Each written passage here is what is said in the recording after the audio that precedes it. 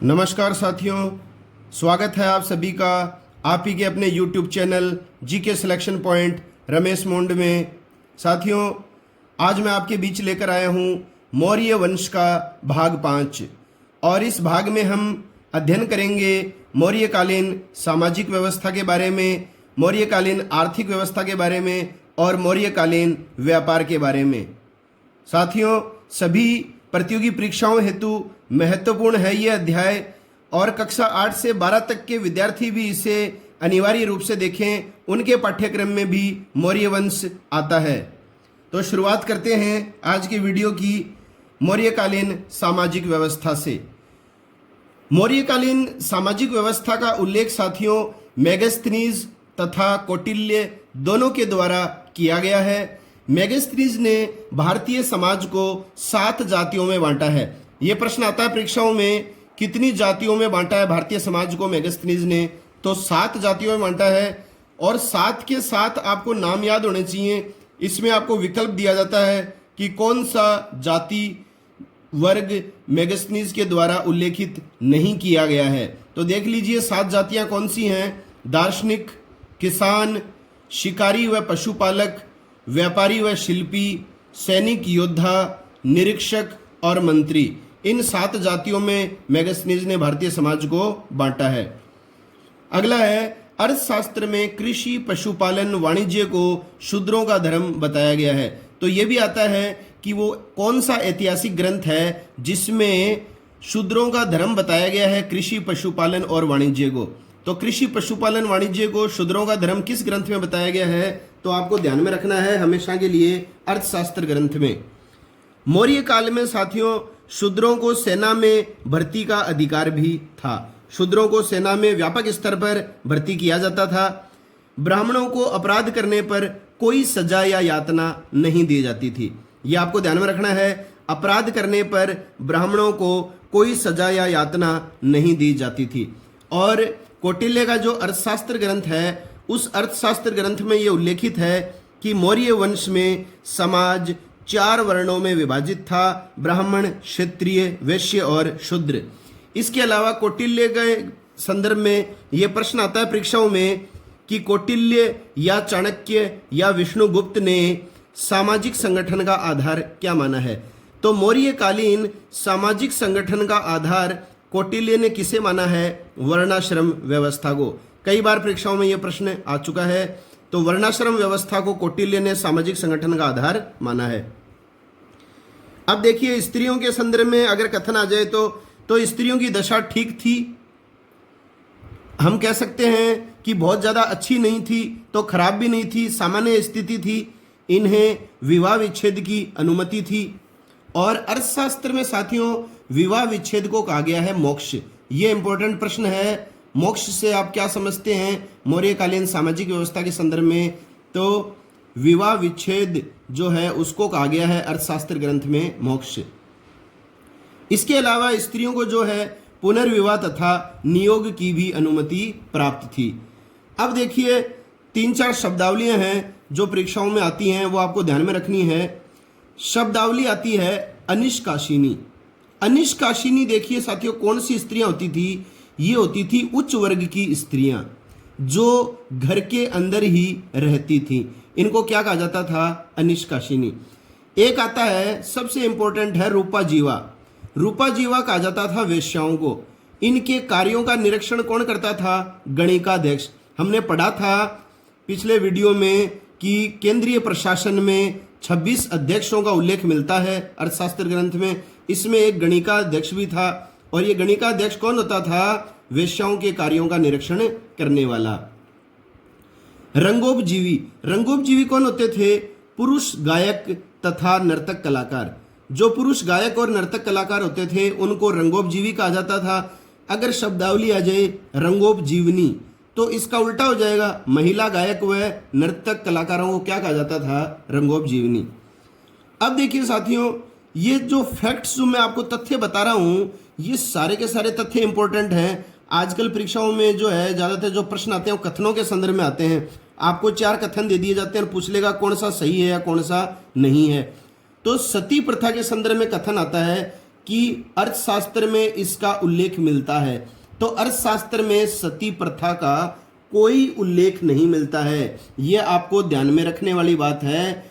और यूनानी लेखकों ने उत्तर पश्चिम में सैनिकों की स्त्रियों के सती होने का उल्लेख किया है। तो जितने भी यूनानी ग्रंथ लिखे गए हैं उनमें सती प्रथा का उल्लेख किया गया है, केवल सैनिक वर्ग में। तो मेगास्थनीज ने भी इनका उल्लेख किया है, क्योंकि मेगास्थनीज भी तो यूनानी था। अगला है शब्दावली है प्रवहन। प्रवहन क्या होता था साथियों, ये भी कई बार परीक्षाओं में आता है। ये था एक प्रकार का सामाजिक समारोह। ये जो समारोह होता था, सामाजिक सामूहिक समारोह, इसमें खाने पीने की चीज़ों का अत्यधिक मात्रा में इस्तेमाल किया जाता था। तो एक तरह से मतलब जो अपने वैवाहिक अवसर पर जो प्रतिभोज भंडार का आयोजन किया जाता है, इसी तरह का एक मामला था ये। हालांकि विवाह से संबंधित तो नहीं है ये। तो अगर आपसे प्रवहन पूछा जाए तो आप क्या बताएंगे? एक प्रकार का सामूहिक समारोह जिसमें खाने पीने की चीज़ों का प्रचुर इस्तेमाल होता था, उसको कहा जाता था प्रवहन। एक आता है आहितक। आहितक क्या होता था? कौटिल्य के अनुसार अस्थायी रूप से बंधक व आश्रित दास। ध्यान में रखिएगा, स्थायी रूप से बंधक नहीं है, अस्थायी रूप से जो बंधक होते थे, जो आश्रित दास होते थे, उन दासों को, गुलामों को कहा जाता था आहितक। अब देखिए दास प्रथा के बारे में जानते हैं अपन थोड़ा सा। तो कौटिल्य ने कितने प्रकार के दासों का उल्लेख किया है, ये आपको ध्यान में रखना है। जैसे प्रश्न आ जाए मेगास्थनीज ने भारतीय समाज को कितनी जातियों में बांटा, तो 7 जातियों में बांटा। वैसे कौटिल्य ने दासों के कितने प्रकारों का उल्लेख किया है, तो 9 प्रकार के दासों का उल्लेख किया है। और मौर्य काल की महत्वपूर्ण सामाजिक घटना, ये प्रश्न आता है कि मौर्य काल की सबसे महत्वपूर्ण सामाजिक घटना क्या मानी जाती है, तो ये घटना क्या मानी जाती है? दासों को भी कृषि कार्यों में लगाया जाता था। ये आपको ध्यान में रखनी है, कृषि कार्यों में दासों को भी लगाया जाता था। यही थी सबसे महत्वपूर्ण सामाजिक घटना। अब देखिए कौटिल्य जहां ये कहता है कि मौर्य काल में दास प्रथा प्रचलित थी, मतलब दासों का अस्तित्व था, वहीं मेगास्थनीज और स्ट्रेबो क्या मानते हैं कि भारत में दास प्रथा नहीं थी। तो ये आपको कंपैरेटिव स्टडी करनी है, थोड़ी सी तुलनात्मक स्टडी करनी है कौटिल्य और मेगास्थनीज की, कि कौटिल्य क्या बोलता है और मेगास्थनीज क्या बोलता है। तो कौटिल्य के अनुसार तो भारत में दास प्रथा थी मौर्य काल में, और मेगास्थनीज क्या मानता है कि भारत में दास प्रथा नहीं थी। अब देखिए एक प्रश्न आता है साथियों परीक्षाओं में, आपने देखा भी होगा कि मेगास्थनीज दास प्रथा को नहीं देख पाया। क्यों नहीं देख पाया? जबकि ये सार्वभौमिक सत्य है कि मौर्य काल में दास प्रथा का प्रचलन था, फिर भी मेगास्थनीज बोल रहा है कि दास प्रथा नहीं थी। तो उसका कारण क्या है? ये दास प्रथा को नहीं देख पाया क्योंकि दासों की स्थिति संतोषजनक थी। अब दासों की स्थिति जो थी वो संतोषजनक थी। इसके अलावा दासों के साथ दयापूर्ण व्यवहार किया जाता था। इसके अलावा इन्हें संपत्ति रखने व बेचने का भी अधिकार था। तो दासों को के संदर्भ में ये तीनों विशेषताएं देखने को मिलती है मौर्य काल में। इनकी स्थिति खराब नहीं थी, संतोषजनक थी, दयापूर्ण व्यवहार इनके साथ किया जाता था, इनके साथ अत्याचार नहीं किया जाता था, और इनको संपत्ति रखने और बेचने का भी अधिकार था। तो मेगास्थनीज जो है वो इन्हीं विशेषताओं के कारण, दासों की विशेषताओं के कारण ये समझ ही नहीं पाया कि दास प्रथा का प्रचलन था भी क्या मौर्य काल में। अगला है कौटिल्य के अनुसार किसी भी परिस्थिति में आर्य दास नहीं बनाया जा सकता। तो ये कथन आप ध्यान में रखिए, किसी भी परिस्थिति में आर्य दास नहीं बनाया जा सकता। ये किसके अनुसार है? कौटिल्य के अनुसार। ग्रंथ आ जाए तो अर्थशास्त्र के अनुसार। हेनसांग ने कपिसा में अशोक के स्तूप का उल्लेख किया है। तो चीनी यात्री हेनसांग ने किस स्थान पर अशोक के स्तूप का उल्लेख किया है? तो आपको यह स्थान बताना पड़ेगा, कपिसा। अगला देखिए एक शब्दावली है ब्रह्मोदय। ब्रह्मोदय क्या होता था? अर्थशास्त्र में ब्राह्मणों को राज्य से मिलने वाली कर मुक्त भूमि जो होती थी वो ब्रह्मोदय होती थी। मतलब ब्राह्मणों को राजा के द्वारा या राज्य से जो कर मुक्त भूमि मिलती थी, जिस पर कर नहीं वसूला जाता था, उस कर मुक्त भूमि को क्या कहा जाता था? जो राजा देता था ब्राह्मणों को, उसको कहा जाता था ब्रह्मोदय। मेगास्थनीज के अनुसार, अब देखिए मेगास्थनीज क्या मानता है कि मौर्य काल में भारतीयों को लेखन कला का ज्ञान नहीं था। यह आपको ध्यान में रखना है। मेगास्थनीज ने क्या माना है कि भारतीयों को लेखन कला का ज्ञान नहीं था। भारतीय यूनानी देवता डायनोसियस, जो कहा जाता था शिव, शिव तो भारतीय नाम है, ये शिव का यूनानी नाम है डायनोसियस, तथा हेराक्लीज, ये कहा जाता था कृष्ण को, कृष्ण का यूनानी नाम है हेराक्लीज, की पूजा करते थे। अब देखिए मेगास्थनीज ने क्या कहा है, भारतीय कौन से दो देवताओं की पूजा करते थे? एक तो शिव डायनोसियस और कृष्ण हेराक्लीज की पूजा करते थे। इसके अलावा मौर्य काल में वैदिक तथा बौद्ध धर्म अधिक प्रसिद्ध था। तो वैदिक और बौद्ध धर्म अधिक प्रसिद्ध था मौर्य काल में, यह भी मेगास्थनीज का मानना था। अब देखिए एक शब्दावली आती है देवताकारु।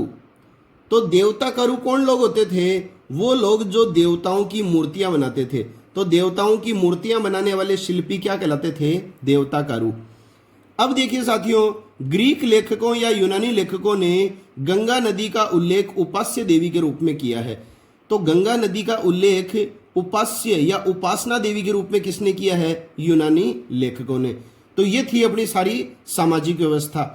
अब अपन पढ़ेंगे मौर्यकालीन अर्थव्यवस्था या मौर्यकालीन आर्थिक स्थिति के बारे में। तो राज्य की अर्थव्यवस्था जो है मौर्य काल में कृषि, पशुपालन व वाणिज्य पर आधारित थी। ये आपको ध्यान में रखनी है। मौर्य काल में राज्य की अर्थव्यवस्था किस पर आधारित थी? कृषि, पशुपालन तथा वाणिज्य। और इन तीनों का सम्मिलित रूप क्या कहलाता है? ये परीक्षाओं में आता है। प्रश्न आता है वार्ता क्या है? तो वार्ता जो है वो क्या है? कृषि, पशुपालन व वाणिज्य या व्यापार का सम्मिलित रूप है। तो इन तीनों का सम्मिलित रूप कहलाता है वार्ता। कौटिल्य ने सर्वप्रथम वार्ता को शूद्र वर्ण की सामान्य वृत्ति माना।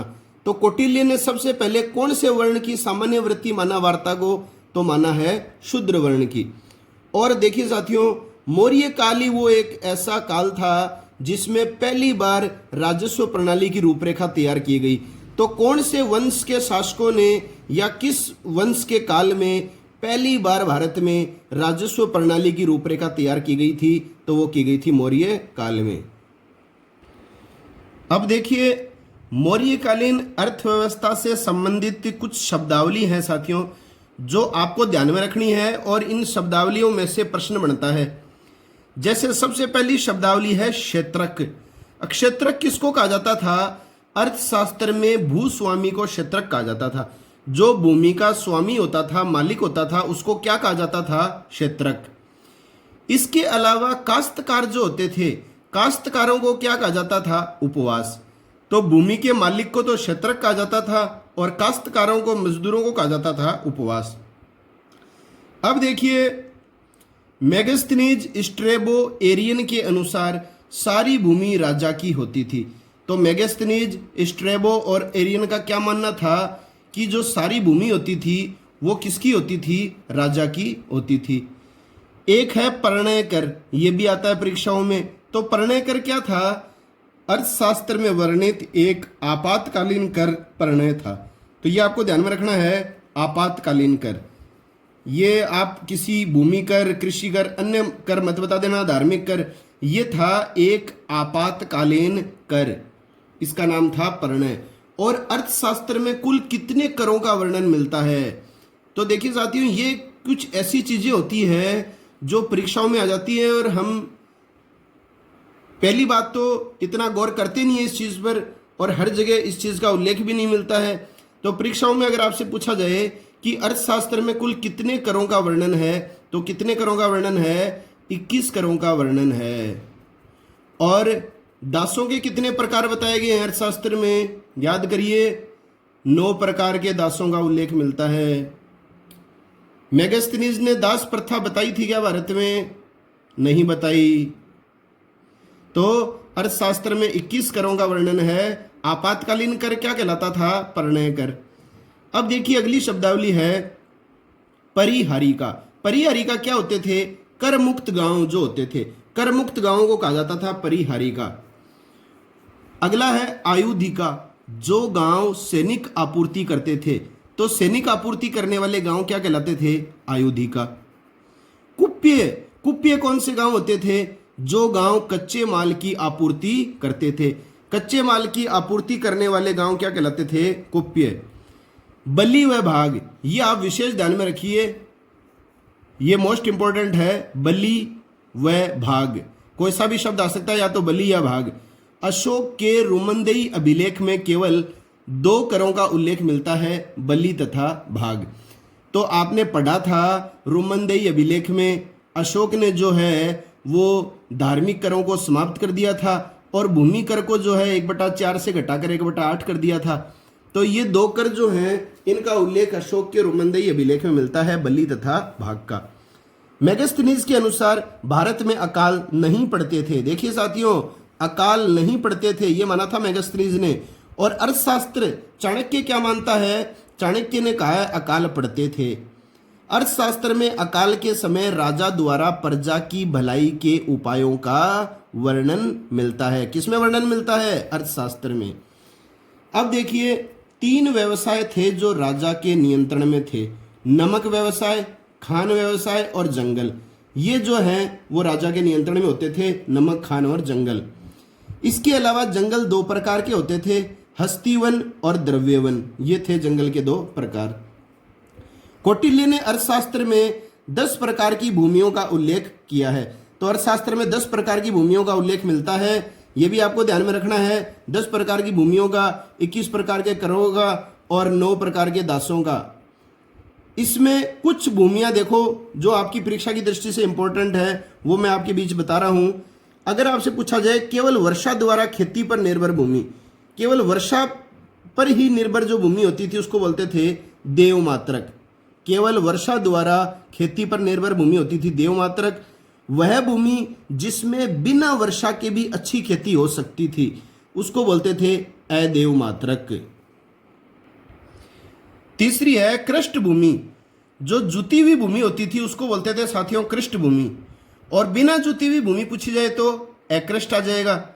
और एक आता है स्थल भूमि, ये होती थी ऊंची भूमि। ऊंची जो भूमि होती थी उसको बोला जाता था स्थल भूमि। इसके अलावा देखिए एक था सीताध्यक्ष। ये शब्दावली आपको ध्यान में रखनी है। आप जानते हैं अच्छी तरह राजकीय कृषि विभाग का अध्यक्ष जो है वो होता था सीताध्यक्ष। हमने 26 अध्यक्षों में इसका जिक्र पहले कर दिया है आपके सामने। अगर आ जाए केवल सीता तो देखिए अर्थशास्त्र में हल से जोतकर उत्पन्न किए गए पदार्थ को सीता कहा गया है। तो हल से जोतकर उत्पन्न किए गए पदार्थ को क्या कहा गया है? सीता कहा गया है। अब देखिए मौर्य काल में राज्य की आय का प्रमुख स्रोत पूछा जाता है आपको। तो जो इंपॉर्टेंट सोर्स था मौर्य काल में राज्य की आय का, इनकम ऑफ स्टेट का जो मेन सोर्स था वो था भूमि कर। यह उपज का 1/6वां भाग होता था। दोनों प्रश्न आते हैं परीक्षा में। राज्य की आय का स्रोत पूछे तो भूमि कर आ जाएगा। और भूमि कर कितना वसूल किया जाता था? कुल उपज का कितना भाग? 1/6वां भाग। अब देखिए अपन कुछ करों के बारे में पढ़ते हैं। सारे कर इंपॉर्टेंट है, सुमिलित वाले भी आ सकते हैं इसमें से प्रश्न, या डायरेक्ट आपको कोई कर पूछ सकता है। भाग और बलि ये दोनों हम पढ़ चुके हैं। भाग क्या होता था? कृषकों द्वारा उत्पादित कृषि उत्पादों पर कर, या भूमि कर किसानों की निजी भूमि पर कर। बलि एक प्रकार का भू राजस्व था या एक प्रकार का धार्मिक कर या चढ़ावा भी था। रुमंदेई अभिलेख में दोनों करों का उल्लेख मिलता है, भाग और बलि का। सीता क्या था? राजकीय व वन्य भूमि से आय पर कर। तो राजकीय और वन्य भूमि से जो आय होती थी उस पर जो कर लगता था उसको सीता कर कहा जाता था। परिणय क्या था? आपके ध्यान में आ गया होगा। अर्थशास्त्र में 21 करों का उल्लेख मिला है, उसमें परिणय कौन सा कर था? आपातकालीन कर। एक ये हिरण्य कर भी परीक्षाओं में बहुत आता है, नकद कर। वो कर जो नकद रूप में चुकाया जाता था, अनाज के रूप में ये कर नहीं लिया जाता था। मतलब नकद चुकाया जाता था और अनाज के रूप में नहीं लिया जाने वाला कर क्या था? हिरण्य। इसके अलावा एक प्रश्न आता है विष्टि। विष्टि से क्या तात्पर्य है? तो विष्टि का मतलब होता है साथियों बेगार। बेगार क्या होती है? निशुल्क श्रम। आप श्रम कर लें और उसका प्रतिफल आपको न मिले। सेतु बंद, राज्य की ओर से सिंचाई के प्रबंध हेतु कर। मतलब जिन किसानों की भूमि को प्रशासन के द्वारा सिंचाई की सुविधा उपलब्ध कराई जाती थी तो उस सिंचाई सुविधा के लिए जो है उनको अतिरिक्त कर दिया जाता था, वो कहलाता है सेतुबंध। अब देखिए प्रवेश्य, प्रवेश्य होता था आयात कर, निष्क्राम्य ये होता था निर्यात कर। तो कई साथियों की दिक्कत आती है इसमें कि प्रवेश्य कौन सा कर था, निर्यात था, आयात था। तो आप ध्यान में रख लीजिए, निष्क्राम्य ध्यान में रख लीजिए, निर्यात कर, नी से ही निर्यात होता है और नी से ही निष्क्राम्य होता है, और बाकी प्रवेश्य आ जाए तो निर्यात के अलावा आयात कर हो जाएगा। उद्दक भाग क्या होता था, मौर्य काल में वसूला जाने वाला सिंचाई कर, ये होता था उद्दक भाग। रूपिका तथा परीक्षण कर, ये क्या होता था, जब लोग स्वयं मुद्रा बनाते थे, मतलब लोग जब खुद मुद्रा बनाते थे तो उन्हें यह कर देना पड़ता था। सेतु कर क्या होता था, फल फूल और सब्जियों पर लिया जाने वाला कर होता था सेतु। तो एक बात ध्यान में रखना है, राज्य की ओर से सिंचाई के प्रबंध हेतु कर था सेतुबंध, और यह है फल फूल सब्जियों पर लिया जाने वाला कर, यह होता था सेतु। रज्जु क्या होता था, भूमि माप के समय लिया जाने वाला कर, जब भूमि का मापन किया जाता था उस समय कर लिया जाता था। उद्रंग क्या होता था, सिंचाई कर। राष्ट्र क्या था, अन्य साधनों से प्राप्त राजस्व। ये सारे के सारे कर परीक्षाओं में पूछे जा चुके हैं साथियों। पौर क्या होता था, राजधानी का जो शासक होता था उसको पौर कहा जाता था। पथी कर क्या होता था, समाहर्ता द्वारा वसूल किया गया अतिरिक्त कर। तो समाहर्ता जो अतिरिक्त कर वसूल करता था उसको कहा जाता था पथी कर। विविध क्या होता था, यह भी इंपॉर्टेंट है, पशुओं की रक्षा हेतु वसूला गया कर कहलाता था विविध। इसके अलावा कोष्ठेय क्या होता था, सरकारी जलाशय से सिंचित भूमि से लिया जाने वाला कर क्या कहलाता था, कोष्ठेय। सार्थवाह, ये भी मोस्ट इंपॉर्टेंट है, व्यापारियों का काफिला जो है वो कहलाता था सार्थवाह। परिहीनक क्या होता था, सरकारी भूमि पर पशुओं द्वारा हानि पहुंचाने पर लिया जाने वाला कर। सरकारी भूमि पर जिस व्यक्ति के पशु ने हानि पहुंचा दी है उसी व्यक्ति से वसूल किया जाता था एक कर, परिहीनक। पिंड कर, पिंड कर क्या होता था, पूरे गांव से वर्ष में एक बार वसूला जाने वाला कर, यह पूरे गांव से वसूल किया जाता था सामूहिक रूप से पिंड कर। इसके अलावा जेठक, जैसे व्यापारियों का काफिला सार्थवक कहा जाता था, वैसे ही शिल्प संघ का मुखिया, जो व्यापारिक संघ का मुखिया होता था उसको बोला जाता था जेठक। उपरोक्त करों के अतिरिक्त आवागमन के मार्ग, साधनों, चारागाह आदि पर भी कर लगते थे। एक है औपाथनिक कर। देखिए साथियों, ये विशेष अवसरों पर राजा को दी जाने वाली भेंट होती थी। विशेष अवसरों पर राजा को दी जाने वाली भेंट क्या कहलाती थी, औपाथनिक। पार्श्व क्या होता था, अधिक लाभ होने पर व्यापारियों से लिया जाने वाला कर। अधिक लाभ प्राप्त कर लेते थे व्यापारी, तो अधिक लाभ पर जो है व्यापारियों से जो कर लिया जाता था उसको बोला जाता था पार्श्व। अब देखिए साथियों, आर्थिक व्यवस्था के अंतर्गत मौर्य काल में जो है वो हाथी दांत का जो व्यापार था वो सबसे ज्यादा उन्नत स्थिति में था। तो मौर्य काल में हाथी दांत व्यापार उन्नत स्थिति में था, और इस व्यापार का प्रमुख केंद्र पूछा जाता है, हाथी दांत के व्यापार का प्रमुख केंद्र था काशी। अर्थशास्त्र के अनुसार वार्षिक ब्याज दर, अगर आपसे पूछा जाए मौर्य काल में वार्षिक ब्याज दर कितनी प्रचलित थी, तो वो थी 15%। अर्थशास्त्र में इसका उल्लेख है। और सर्वाधिक ब्याज दर समुद्र से व्यापार करने वाले व्यापारियों से वसूल की जाती थी। अब देखिए टकसाल के अधिकारी क्या कहलाते थे अर्थशास्त्र के अनुसार, सौवर्णिक तथा लक्षणाध्यक्ष, ये आप जानते ही हैं अच्छी तरह। सिंचाई व्यवस्था पर अगर अपन बात करें तो सिंचाई पर विशेष ध्यान दिया गया है मौर्य काल में, और हम पहले पढ़ भी चुके हैं चंद्रगुप्त मौर्य में। रुद्रदामन के जूनागढ़ अभिलेख के अनुसार चंद्रगुप्त मौर्य के गवर्नर पुष्यगुप्त वैश्य ने सौराष्ट्र में सुदर्शन झील का निर्माण करवाया था, और स्वर्ण सिक्ता और पलासिनी नदियों पर है ये सुदर्शन झील, ये आपने पढ़ लिया था। इससे पहले वाले सबसे पहला जो मैंने भाग डाला था, भाग 1 मौर्य काल, उसमें इस रुद्रदामन के जूनागढ़ अभिलेख के बारे में अपन ने बात की थी। अशोक के गवर्नर यवनराज तुषास्प ने जो है इस सुदर्शन झील की मरम्मत करवाई थी, और सुदर्शन झील जो है ये सौराष्ट्र में है। उर्जियंत तथा रेवंतक पहाड़ियों से निकलने वाली पलासिनी तथा स्वर्ण सिक्ता नदियों पर है ये सुदर्शन झील। सिंचित भूमि पर कुल भूमि कर सिंचाई कर को मिलाकर उपज का 1/2 भाग था। तो जो सिंचाई कर जो लिया जाता था, जाहिर सी बात है जहां राज्य की ओर से सिंचाई व्यवस्था उपलब्ध की जाती थी वहां कर ज्यादा होता था, वहां कर लिया जाता था कुल उपज का 50% 1/2। और मौर्य काल में वसूला जाने वाला एक प्रमुख सिंचाई कर था उद्दक भाग, ये अपन पढ़ चुके हैं पहले। टकसाल का अधिकारी कौन होता था? लक्षणाध्यक्ष होता था। मुद्रा परीक्षण करने वाला अधिकारी कौन होता था? रूपदर्शक होता था। यह भी अपन अर्थशास्त्र में उल्लेखित 26 अध्यक्षों में सारी बातें कर चुके हैं। रज्जू ग्राहक देखिए कौन होता था?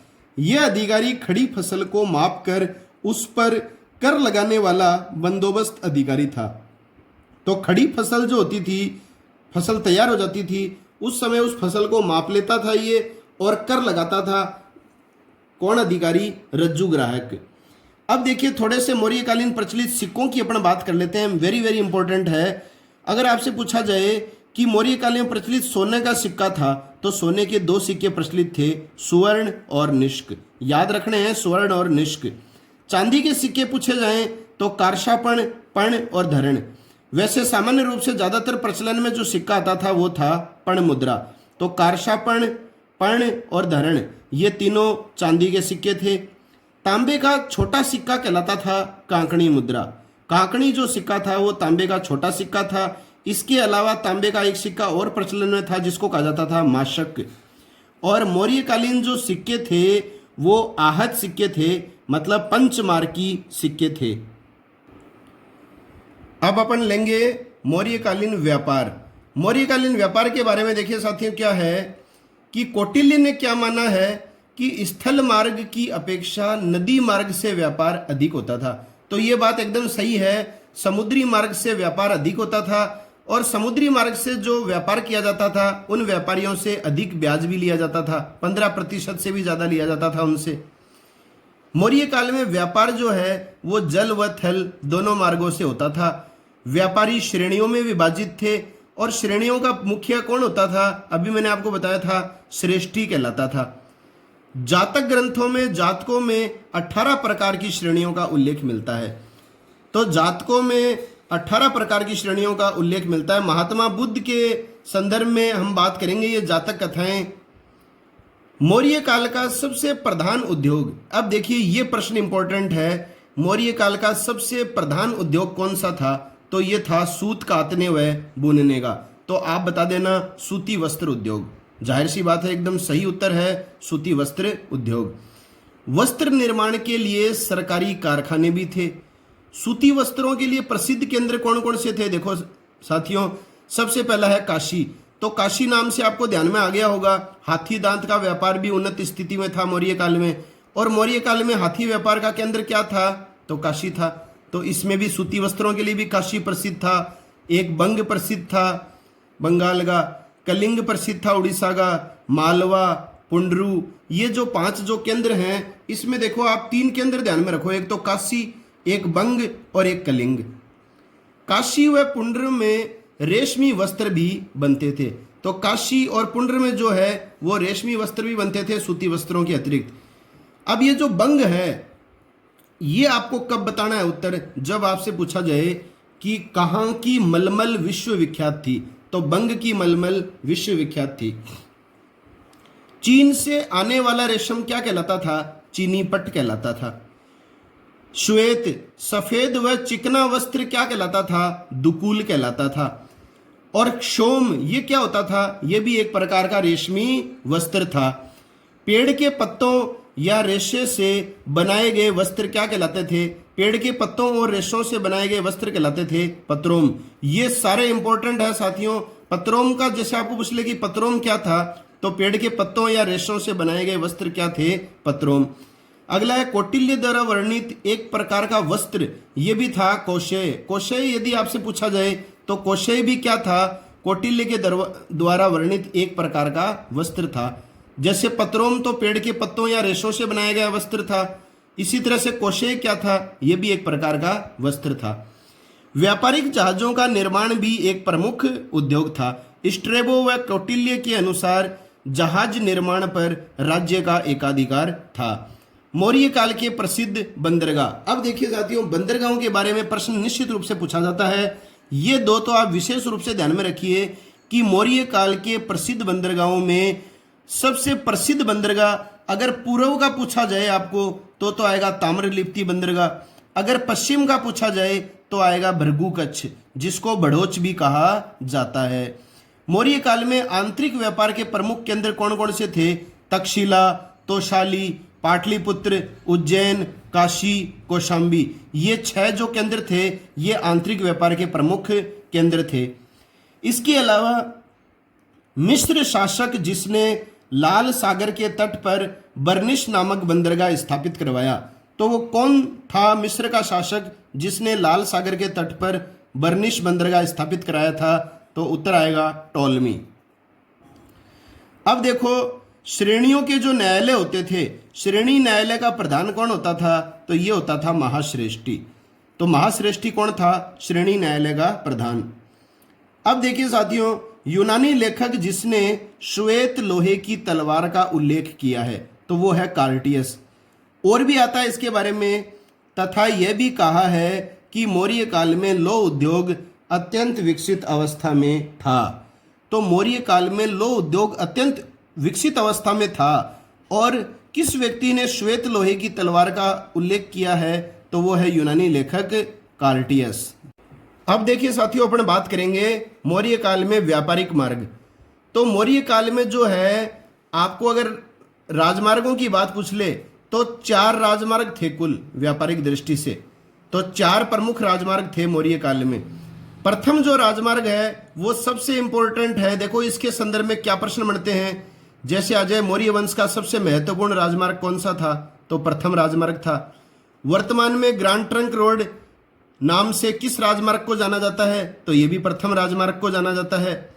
प्राचीन भारत में सबसे लंबा व्यापारिक मार्ग कौन सा था? तो ये भी प्रथम राजमार्ग था। अब देखिए ये प्रथम राजमार्ग कहाँ से प्रारंभ होता था और कहाँ समाप्त होता था? तो साथियों ये आपको विशेष ध्यान में रखना है, ये प्रारंभ होता था उत्तरापथ से। तक्षशिला की राजधानी थी ना उत्तरापथ। आपने पढ़ा था प्रांतीय प्रशासन में 5 प्रांत थे मौर्य काल में। चंद्रगुप्त के समय 4 थे, एक फिर कलिंग बढ़ गया, अशोक के काल में तो कुल हो गए थे 5 प्रांत। तो उसी में तक्षशिला की राजधानी हमने पढ़ी थी उत्तरापथ। इसका अन्य नाम है पुष्कलावती। यहाँ से ये राजमार्ग प्रारंभ होता था पहला। उत्तरापथ से ये तक्षशिला जाता था, तक्षशिला से श्रावस्ती, श्रावस्ती से ये पाटलिपुत्र होते हुए कहाँ तक जाता था? ताम्रलिप्ति बंदरगाह, जो पूर्व में प्रसिद्ध बंदरगाह था, वहां तक जाता था ये राजमार्ग। तो सीधा प्रश्न आ जाए, प्रथम राजमार्ग कहां से कहां तक था? तो उत्तरापथ से लेकर ताम्रलिप्ति बंदरगाह तक। दूसरा जो राजमार्ग था ये कहां से प्रारंभ होता था? पश्चिम में पाटल स्थान से। पश्चिम के पाटल स्थान से ये राजमार्ग प्रारंभ होता था और पूर्व में कौशाम्बी के समीप उत्तरापथ से मिलता था। तो पश्चिम में किस स्थान से चालू होता था दूसरा राजमार्ग? पाटल स्थान से। और कहाँ तक समाप्त, कहाँ तक जाता था ये? पूर्व में कौशाम्बी के समीप उत्तरापथ से ये क्या हो जाता था? मिल जाता था। तो साथियों जहाँ पहला राजमार्ग चालू होता था, उत्तरापथ से चालू होता था पहला राजमार्ग, उसी स्थान से जहाँ से पहला राजमार्ग चालू होता था उसी स्थान पर दूसरा राजमार्ग क्या हो जाता था? समाप्त हो जाता था। ये ध्यान में रखना है आपको। तीसरा जो राजमार्ग है ये दक्षिण में प्रतिष्ठान से उत्तर में श्रावस्ती तक जाता था। तो जैसे मान लो ये दक्षिण में हो गया प्रतिष्ठान और उत्तर में चला गया ये श्रावस्ती तक, तो प्रतिष्ठान से श्रावस्ती तक जाता था तीसरा। चौथा राजमार्ग जो था ये पश्चिम में जो बंदरगाह था भृगु कच्छ, जिसको बड़ोच भी कहा जाता है, भृगु कच्छ से उज्जैन होते हुए मथुरा तक जाता था। तो भृगु कच्छ से चालू होता था ये, उज्जैन होते हुए कहाँ तक जाता था? चौथा राजमार्ग मथुरा तक। इसके अलावा साथियों मेगस्थनीज जो हैं उन्होंने अपने इंडिका ग्रंथ में सिंध से पाटलिपुत्र तक जाने वाले राजमार्ग का उल्लेख भी किया है। तो साथियों ये है आज अपना मौर्य वंश का भाग 5, जिसमें हमने मौर्यकालीन आर्थिक व्यवस्था के बारे में अध्ययन किया है। इसके अलावा जो है सामाजिक व्यवस्था के बारे में पढ़ा, मौर्यकालीन व्यापारिक स्थिति के बारे में अध्ययन किया है। आशा है आप सभी को ये वीडियो बेहद पसंद आया होगा। अगर आपको वीडियो पसंद आया है तो इसे लाइक अवश्य करें, अधिक से अधिक साथियों के मध्य इस वीडियो को शेयर करें।